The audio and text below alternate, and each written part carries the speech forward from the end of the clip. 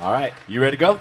I'm ready to go. All right. I feel a little underdressed. I just came from the basketball court. Why don't you say hi to everybody first? We're online with TEDx. It's going to be millions of people watching you here. Why don't you say hi to everybody? Well, just saying hello, and thank you for tuning in, and you guys, thank you for being here, and thank you for having me here. I truly appreciate it. Thank you. We're super excited to have Kobe Bryant, All-Star, MVP, World Champion, NBA Champion here. We're at Shanghai Tower, really behind us. This is like a, futuristic. They call this the Eye of Shanghai. We're at the 126th floor. No one's ever been up here before running an event. This is kind of like an anti-compression earthquake. So we're safe up here. We're gonna have fun today. Sounds good. What do you think that looks like? I think it's from Back to the Future, flux Sure. capacitor, something, Yeah, right? That'll work. So today, let's start off with something I want to talk about because we have a whole lot to get into. But my thing is that a lot of people here haven't seen you since that last game on television. Yeah. That was crazy. 60 points. Are you kidding me? 60 points. Did everybody see that last game? Who saw that last game? For people in LA or in the States, they watch that live at 7 at night. We watched way early in the morning. So your global fans are on smartphones, on tablets, every which way you can. We're cheering, we're watching that, and we were super excited. Let's bring us back there because that will lead us into what we're talking about today because it's the Mamba mentality. That last game came out of nowhere, man. Yeah, pretty much. It's for me, it was just like the end of a really long, beautiful journey. I started playing a game of basketball since I was 2, right? And so for this to be the moment, this is the last game for me to come out and perform in front of my fans, in front of my home crowd, in front of my family. It was really exciting. It wasn't any pressure. It wasn't sad or anything like that. It was like, this is awesome. Let's go out here and put on a show one more time. You've been doing this for 20 years. I'm sure you don't get nervous. Were you nervous before this game? No, I wasn't nervous. I was excited. Like I was ready to go. Mm-hmm. I was ready to go. And I saw my family right before we ran out in the court, and I looked at my wife and our kids, and I just asked my kids. I said, "Let's go put on a show one more time. Is that okay?" And they said, "Yeah." So we went out and put on a show. So it was fun. It wasn't any nervousness or anything like that. First shot didn't go in. Second shot didn't go in. Yeah. Third shot didn't go in. Yeah. Fourth, fifth, and sixth. And then all of a sudden, buckets. Yeah. Well, boom, boom, boom, boom, boom. Well, I mean, it makes the journey worthwhile. You know what I mean? Because you go through moments where you have that adversity and you got to figure your way through it. So like the start of the game, I actually had to just start laughing at myself after a while. Like after I missed like the 5th shot in a row.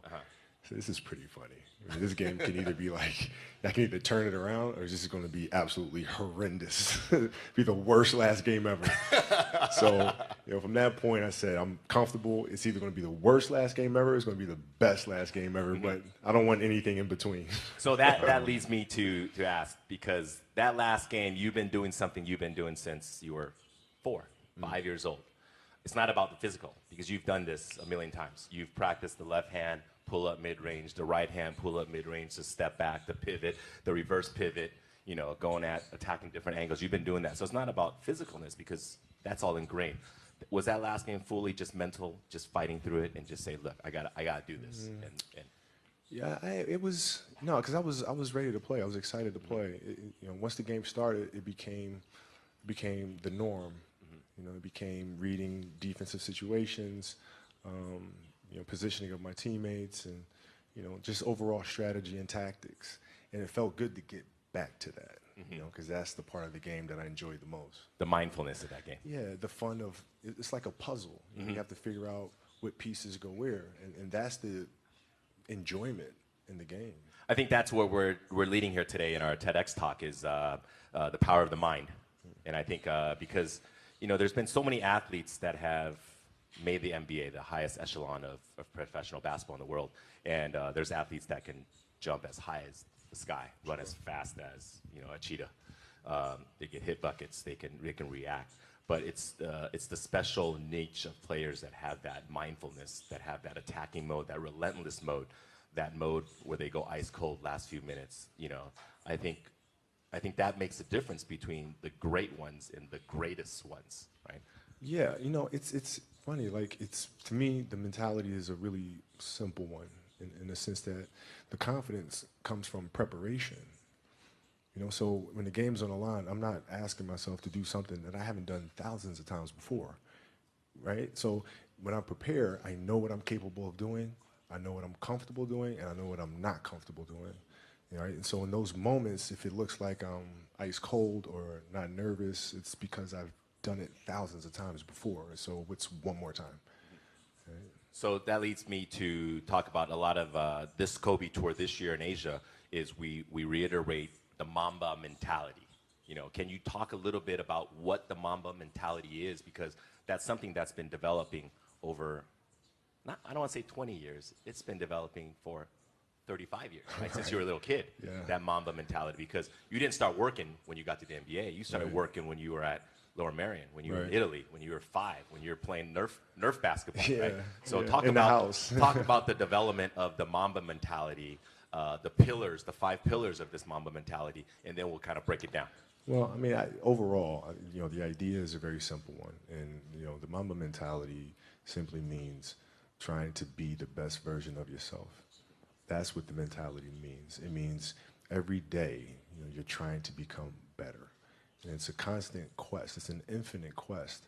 So starting at the age of 2, when I first started playing the game, and on and on and on, I always ask questions. I always try to get better every single day, learn more, learn more. You were asking questions at 2? Oh, dude, I was asking questions all the time. You'd be surprised. Like some people, like my kids at 2 could do a lot of things. Mm-hmm. Right? At 2, I could dribble a basketball. I could shoot a basketball on the Nerf hoop at the house, and I would go to practice with my father. I would observe my father. I'd sit and watch games with him. And was he your first coach? Yeah, I mean, I guess you could say that. A lot of things I learned by being around the game. Mm-hmm. Right? So by the age of 6, I was already strategizing versus other 6-year-olds. At the age of 6, I figured out 6-year-olds couldn't dribble with their left hand. And so I said, okay. A lot of 12-year-olds can't dribble with their left. Well, yeah, hand. would imagine 6. So when I was playing these 6-year-old kids, I would make them dribble with their left because I knew they couldn't. And so they dribble off their foot. I'd pick it up, lay it up. Do it again. Dribble off foot, pick it up, lay it up. So at 6 years old, I had 63 points. And and I remember my dad. So your 6-year-old self could beat your 38-year-old self because you only scored 60 in the last game. Yeah, no, but I can dribble with my left though, so that's a problem. But yeah, I mean, listen, I just constantly looked for things to learn from, and very observant. Okay, so when we talk about the Mamba mentality, you have your exhibition today, starting in Shanghai, right? Mm-hmm. Also, we've been talking about this whole tour with young kids that are 5, 10, 15, 20. We just did a Kobe Academy right now. We talk about being passionate, being obsessive, being relentless, being resilient, and being fearless. These are the 5 pillars of the Mamba mentality. So we'll kind of break that down today. Sure. The first one is to be passionate. What is that? Is there a moment where you can define your passion for the game, or was it just something accumulated over time? Well, I mean, the passion came from the love for the game. I loved everything about it, like the smell of the ball. You love the smell of the ball? Yes, the ball. The smell of like brand new sneakers and like the sound the ball makes when it hits the ground. Sneakers in the gym. Sneakers squeaking. Yeah, the ball going through the net. Like all those things I love. And so the passion comes from that, because once you have that love, you just want to be a part of this thing all the time. Mm-hmm. When you talk about this love, when does it develop? Did you like it when you were 5, or is it something that kind of gradually? I was 2. I was born, and I was born to play basketball. You know what I mean? And I played a lot of different sports, but nothing brought me the sense of peace and of escape, that the game of basketball did. Is it an escape when you get on the court? Is that your zen time, your solitude time? Yeah. Even though it's a teamwork game? Yeah, when I need that escape, it's there for me, right? When I need a friend, it's there for me. When I need to vent and don't dunk and the Mamba comes out. It's there, So the game is absolutely everything for me. Mm-hmm. When we talk about trying to get kids to be passionate, I don't think your situation is the norm. Not every kid knows their passion at 2 or 5, right? Mm-hmm. How do kids find that passion then? Well, right? I think as parents, we just try to... you embraced it right away, Yeah, too. I mean, I think as parents, we try to put them in different things, try to expose them to as many things as possible, and then see if there's one thing that connects with them. You know, because if it does, you don't have to tell them to do it. You know, whether it's writing or painting or drawing. You know, if they have that passion, you don't have to tell them. They'll go off and do it because it's just fun. They'd rather do that than anything else. So, but as parents, it's our job to just expose them to as many things as possible and see which one they gravitate to the most. It's interesting because you talk about kids, right? Originally we were talking about you. Now you're talking about your kids and their passions. Do you kind of feel that passion for them and say, hey, let's go play some basketball or volleyball or let's go swimming? Yeah, we expose them to all kinds of. I mean, they play a lot of different sports. They do a lot of things creatively, you know, in writing and things like that, and designing, and you just sit back and you just watch which one they move to, and then it's our responsibility as parents to try to set them up for success as much as we possibly can. Do you want them to play basketball? I want them to find whatever it is that they're passionate about, like whatever they feel like their purpose is. Then that's what I want them to do. Do they love basketball though? Your girls? So my youngest one. She does. She wants to play, and she wants me to teach her how to play this summer. And you know, our eldest is really into volleyball. So but we'll see. You know, passions tend to change. So you're gonna get into volleyball now? Well, yeah. I mean, my sister was a great volleyball player, so we have a teacher in the family. Is there one moment where you can say it defined your passion for basketball? Is there a story or moment when you said, "Damn, that was it. That was like when I felt really passionate"? No, it doesn't. It never leaves. It never leaves. Like you know, the game is just a part of me. So it never leaves. Even now that I'm retired, you know, everything that I've learned from the game of basketball, I've carried it over into life. You know, like basketball has helped me be a better person, a better friend, a better How so? father. Well, because there's life lessons that are within the game, like communication, like unselfishness, like attention to detail, and empathy and compassion. Like all those things are in the game. And as an athlete, if we are aware of those things, it helps us become better human beings. And you can apply that toward your post basketball days, your retirement, into your business world, your future ventures. Sure. I mean, you can apply. You know, I was applying that even while I was playing, just in life outside of the game, and even more so now. You know, in building a business and all these things. You know, the kind of culture you want to have. You know, all those things are directly learned from the game of basketball for me. Next up is the next pillar: be obsessive. Obsessive. That's I think a lot of people equate that with you. You know, Kobe is obsessive in a lot of things.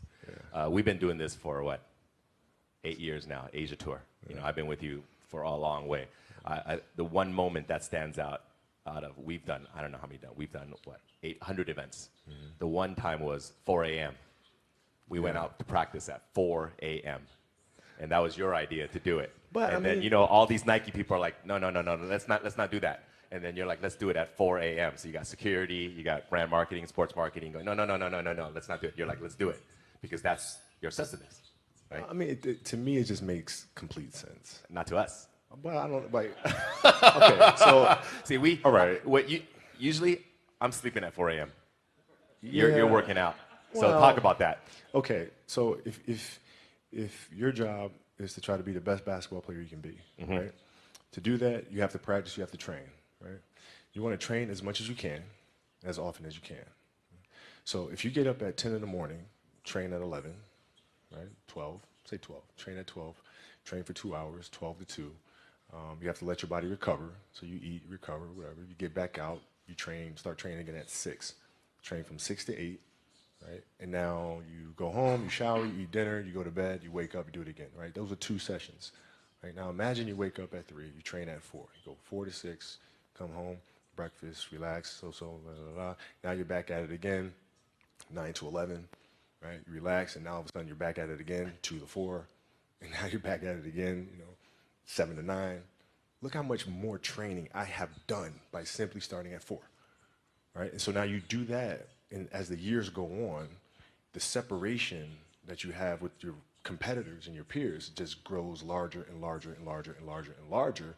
And by year 5 or 6, doesn't matter what kind of work they do in the summer, they're never going to catch up because they're 5 years behind. right? So it makes sense to get up and start your day early because you can get more work in. Is that genetic?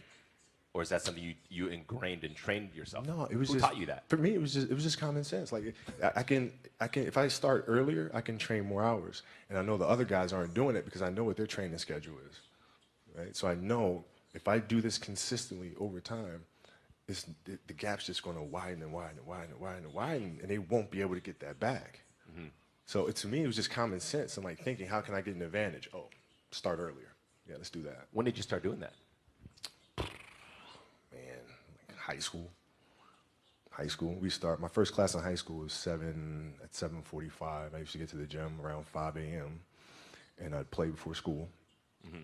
And then school would start. Who's playing with you at 5 a.m.? My coach. So my coach would show up and we'd do all these basketball drills. Mm-hmm. Right? So just you and your coach? Just me and my coach. And sometimes it would just be me and the janitor, and who's still there today. And then I play at lunchtime. That guy should get a medal. I hooked him up with a few things. But I play during lunch and then practice after. And then go home, do my schoolwork, and then watch a bunch of game film and games on TV and study film. Was that the only thing you've been obsessed about, basketball? Well, until recently, yeah. Basketball had dominated, my entire life for more than 30 years. When I brought it up, like, is it genetic or you just learned it? I mean, how did that idea even come up? Because that's obviously a pillar of Mamba mentality, the obsessiveness. This is just, like you said, I'm going to get up at 4, everybody's get up at 6. If everybody's going to get up at 4, I'm going to get up at 2. Right? How do you develop that, or where do you learn that from? Well, I think it's just it's just a matter of what's important to you, and what's important to you for whatever reason. I felt like I didn't feel good about myself if I wasn't doing everything I could to be the best version of myself. Mm-hmm. If I felt like I left anything on the table, it would eat away at me. I wouldn't be able to look myself in the mirror. Right? So the reason why I can retire now and be completely comfortable about it, because I know that I've done everything I could to be the best basketball player I could be. Mm-hmm. And so that's where it comes from for me. You can't leave any stone unturned. Because, we do all these events, and like today we just did one. You guys weren't here. We were just at the Kobe Academy.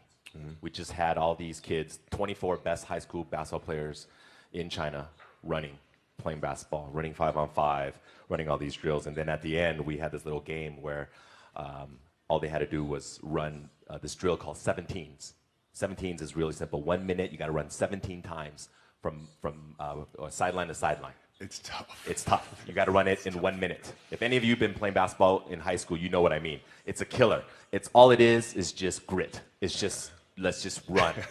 And then this kid, we're running, and this is for media. We got the media on the side, and if they ran, they get a pair of Kobe shoes. So, it's for fun. But I warned them. I warned them. I said, if you guys run the 17, everybody gets a pair of shoes. If you don't touch the line, you get nothing. So everybody touched the line. So this is where Kobe gets his obsessiveness. So we're sitting there, everybody's kind of happy. We're thinking, they're going to run the lines. We're going to have a presentation for the shoes. And the kids are running. They've been running for 2 hours. Running. This one kid misses the line by like half inch. No, it wasn't even a half inch. It was like about that much. He misses the line. Kobe's like, stop. We had to stop everything. And he's like, nobody gets shoes. And all these kids are like, oh, they're mad at the kid. Yeah. They're like, touch the line. All you gotta do is touch the line. That's it. It was this much. Touch the line. And Kobe's like, no, nobody gets shoes. You guys sit on the sideline. And then Kobe made this kid run suicides, which is another drill. Baseline, free throw line, baseline, half court, baseline, opposite free throw line, baseline, and back. 3 in a row. 3 times. You had to run 3 of them. Yeah. But the best part was, the last one, Kobe ran with this kid. He ran with this kid. Okay? Yeah. It's awesome. He ran with this kid, and there's 1.1 million people are watching online. Crazy. He ran with this kid. This kid was dry heaving. He was about to die. Yeah. But you're lucky he didn't die. No, he wasn't going to die. He wasn't gonna die. But the important thing to understand is you can't shortchange yourself. Like you're not cheating anybody but yourself. Right? I mean, you're tired. You're literally this far away from the line. Why would you not go that extra to touch the line? Right? So if I let him get away with that, right, all of a sudden he starts maybe to cheat something over here, right? Not give his best over here, not give his best over here. And as years go on, he's going to be he's not going to reach his full potential because he's been taking these little shortcuts that just add up. And you can't let that happen. Our job as teachers, as mentors, as inspirers, it's our responsibility to hold them accountable to those things. The funny part is we were just talking about this kid. We were in the back, and Kobe's like, I bet you that kid will never, ever miss the line again. Yeah. It's not going to happen. It's not going to happen. Because of that one moment. Yeah. So that's you being obsessive, but teaching obsessiveness, because that's what you got to be, right? You have to be obsessive to get to that level in everything you do. Details, don't waste time, do it right, perfection. Yeah, I mean, it's really simple. It's like whatever you're doing at that moment is what you're doing at that moment. You know, it's like that's where the obsessiveness is having attention to detail for the action that you are performing at the time you're performing it. And if you can have that kind of focus, you can't help but to have a certain level of obsession or attention to detail. Moving on to the third pillar is to be relentless. That we know you for. You know, we see you on TV being relentless. First quarter, second quarter, third quarter, fourth quarter, attack. Never letting your teammates slack off. Attack. How do you get that? Talk about what is the meaning of relentlessness to you? Well, it's to never to be unyielding. Mm-hmm. You know, never give an inch to anybody. Never, like you're always going after it, always going after it. And if there's a challenge that ensues, oh, good, I want to see how I stack up to that. So you go after it, and it's just it's fun. It's like you get a chance to compete against opponents, and you get a chance to see where you stack up against them. It's like I want to see. Maybe I'm not good enough today. If that's fine. I'll be good enough the next time I see you, though. You know, and you get a chance to always measure yourself, and it's just fun to do that. So I guess that's where relentlessness comes from. Is it something that's also learned or ingrained, or is it something you kind of learn over time? Because these things that we talk about in the mom mentality, you know, for you, it's second nature.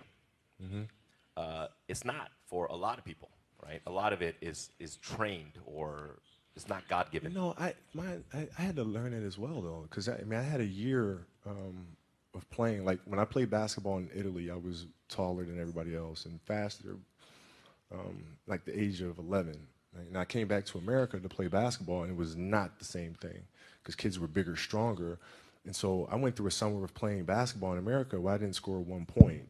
Mm-hmm. It was one league, I didn't score 1 point, and it was devastating. But I had to, no, I'm not giving up.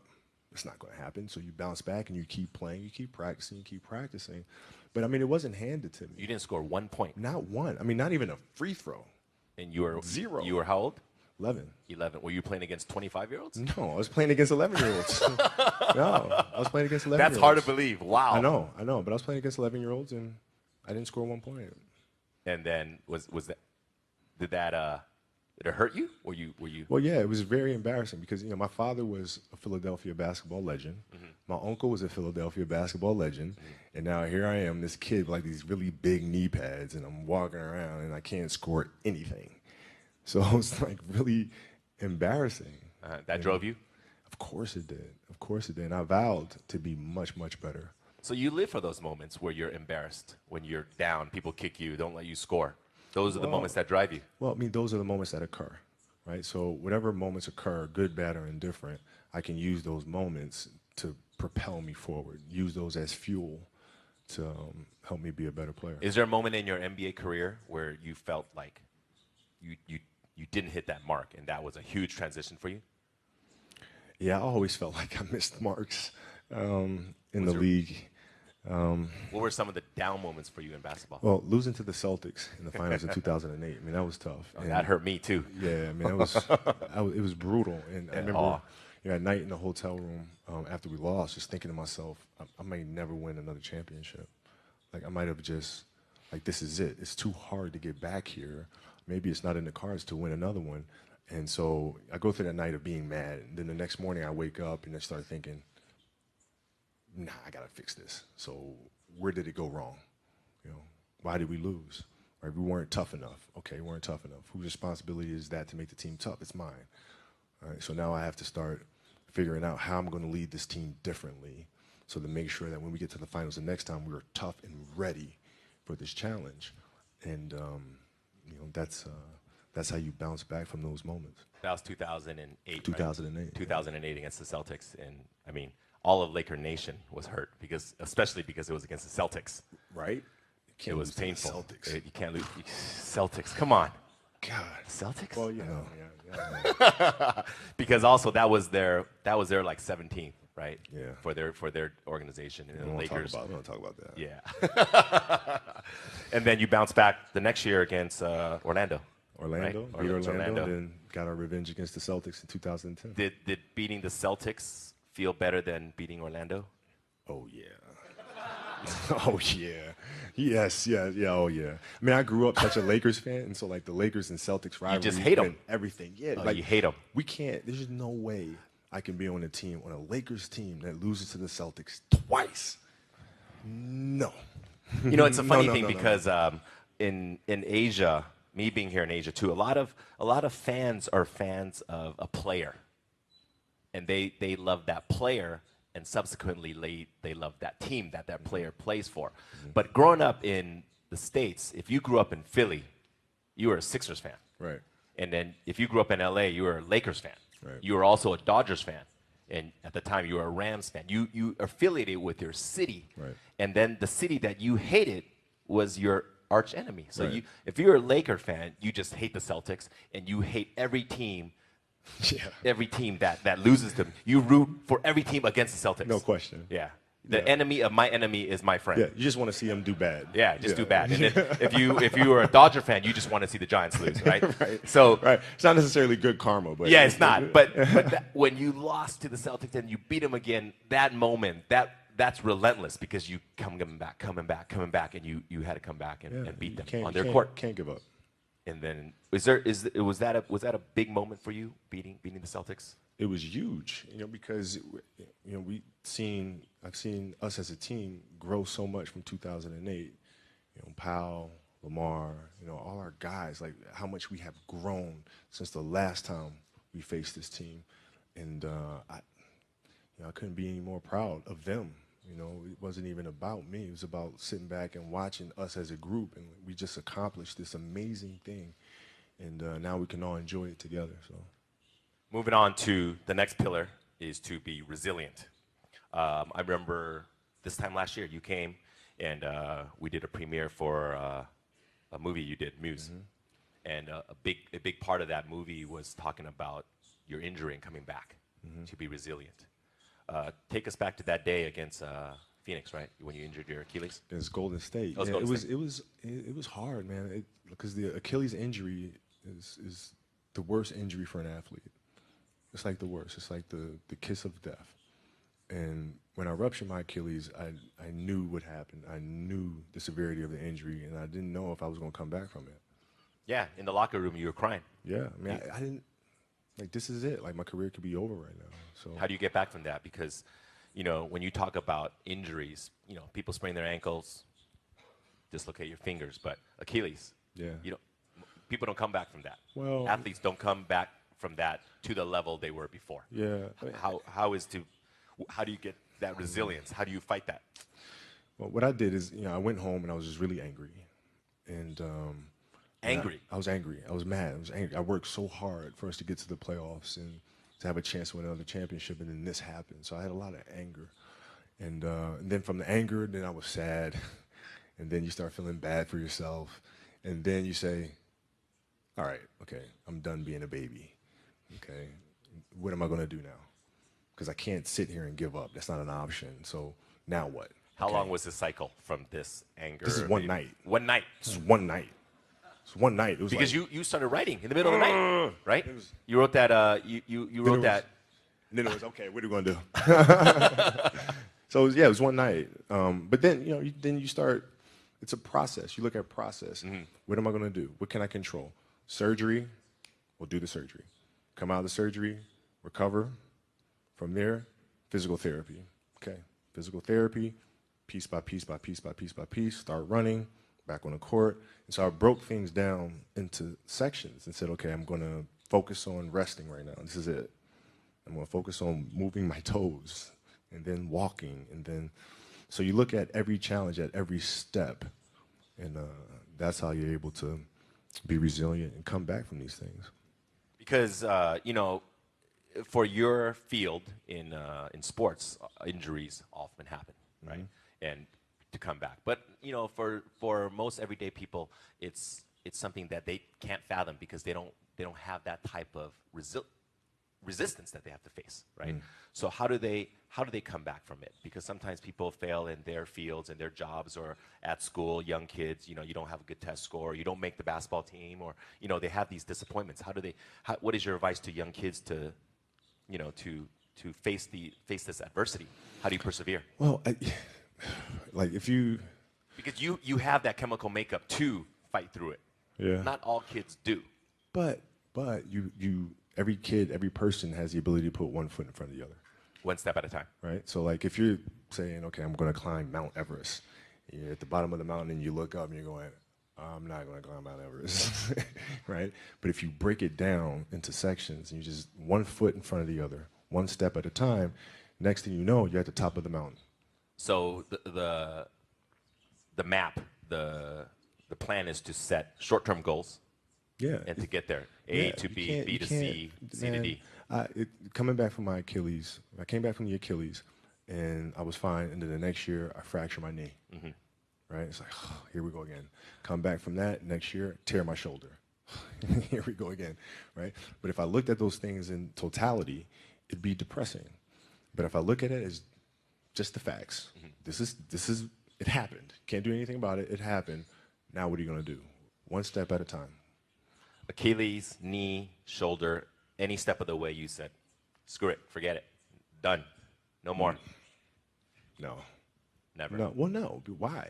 Right? Because, you know, as time goes on, I'm sitting there 70, 80 years old, and I'm going to be wondering if I could have come back from this injury. I don't want to wonder. I want to find out. We got to get to that 60-point game. I want to see, man. We got to get to that game. Yeah. If the critics are out there saying he's done, he'll never come back, well, maybe you're right. Maybe you're not. But let's find out. We got to get there. We got to get there. Last one, to be fearless. You know, that's something that I think every young adult, young kids, they face their fears, right? What does that mean to be fearless? Why is that such an important part of the Mamba mentality? Well, I mean, because I think the greatest fear that we face is ourselves, actually. You know, I think it's not anything that's external or anything that's superficial. I think the greatest fear you face is yourself, because, you know, we all have dreams, and it's very scary sometimes to accept the dream that you have, and it's scarier still to say, okay, I want that. It's scary because you're afraid that if you put your heart and soul into it and you fail, then how are you going to feel about yourself, right? So being fearless means putting yourself out there and going for it, no matter what. Go for it. Not for anybody else, but for yourself. When you got to the league, you were 18. Did you have any fears before getting there, or when you got there right away? Yeah, I mean, you know, I had fears that everybody was going to be right. I made a poor choice, poor decision. Jump from high school to the NBA. And I wasn't going to amount to anything. So that was always in the back of my mind, for sure. And then, so out of these 5 pillars, which one do you think comes first? Being passionate, being fearless, relentless, resilient, or they just come together? This funny thing is, like, we created these separate pillars, but the reality is it's all one thing, you know, because it all comes from within. It all comes from within us. We all experience these things at different stages and different points, different times. The key, I feel, is just to be aware of those moments as they occur. Right? You're aware of a certain fear or a certain obstacle or challenge, right? You're just aware of those things, and then from there you can navigate through them. But I look at them all as one connecting thing. Because I think being fearless, this last one sticks out in my mind a lot because, being in Asia, Asian kids, a lot of times they're a little bit more boxed in thought, in mentality, as opposed to Western kids. Western kids, a lot of the family, the environment, ever since a young age in school, it's preaching independence. Speak your thoughts, be creative, independent. A lot of that, it's also reiterated by teachers, principals, mothers and fathers and aunts and uncles and coaches, is to bring name to yourself and to be independent, to be out there and go on your own. But in Asia, a lot of the cultures, whether it's Chinese, Japanese, Korean, it's, don't go out there and do crazy things. Don't go out of your comfort zone. Make your family proud. Don't bring other people attention. Just do your thing, do it well, but don't bring attention. And I think a lot of kids are fearful of going out of this box, right? Is there advice for these kids? Because a lot of times it's a cultural difference. Sure. Right? How do they put themselves out there when? I think, listen, it's very simple. You have to dance beautifully in the box that you are comfortable dancing in, right? So like everybody's box is different. My box was to be extremely ambitious within the sport of basketball. Your box is different than mine, right? Every kid here has their own box, but it doesn't mean that your box isn't as beautiful as mine, right? Everybody has their own. It's your job to try to perfect it and make it as beautiful of a canvas as you can make it. And if you have done that, then you have lived a successful life. You have lived with Mamba mentality, right? So it doesn't mean you have to go out here and do all of these crazy things. I'll have to be like this person or that person. No, what are you comfortable being? What is it that you want to do with your life? And once you have that, then you try to live it to the best of your ability. So, growing up in Italy and then moving on to Philadelphia and then to LA, obviously you talk about this box, right? So is that box constantly changing? Are you trying to get out of your comfort zone even when you were, first year in the NBA and then 10th year in the NBA and then even this year?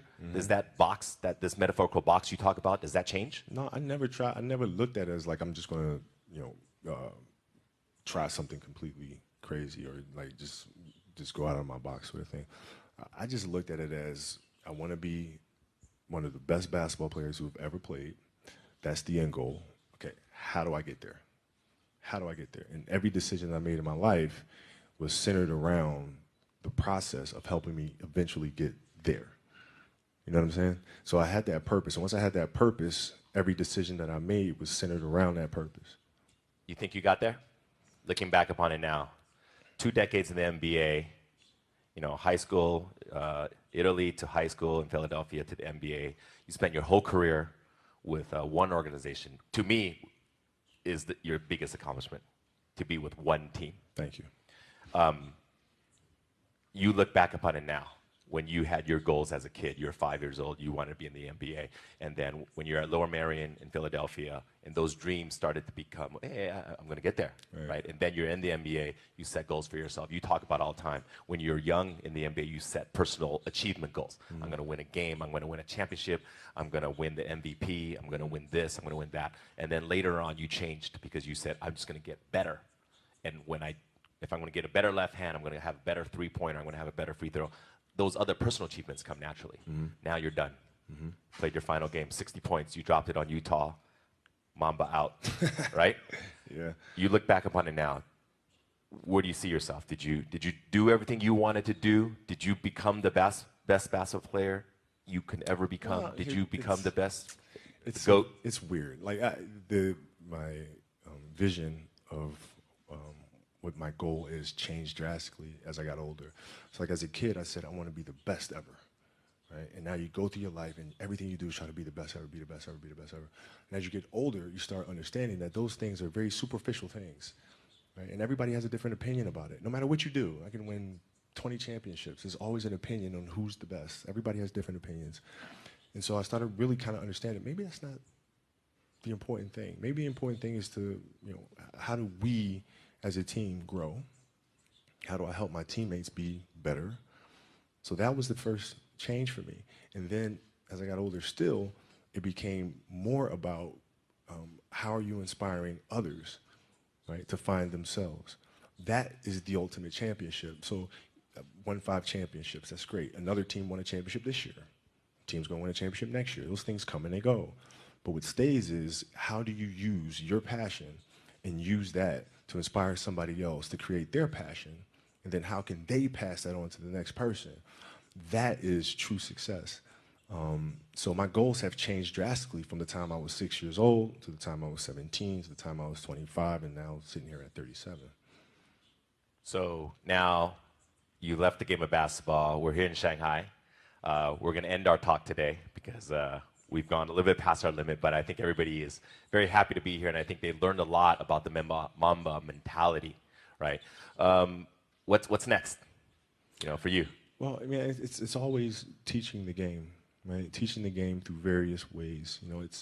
We do camps and clinics, we do those things, but also through storytelling, right? How can you share stories with the rest of the world that challenges them to look internally and to learn things like process and learn how to navigate the sense of self and all these things? How can you infuse that into entertainment in a way that pushes our culture and our society forward?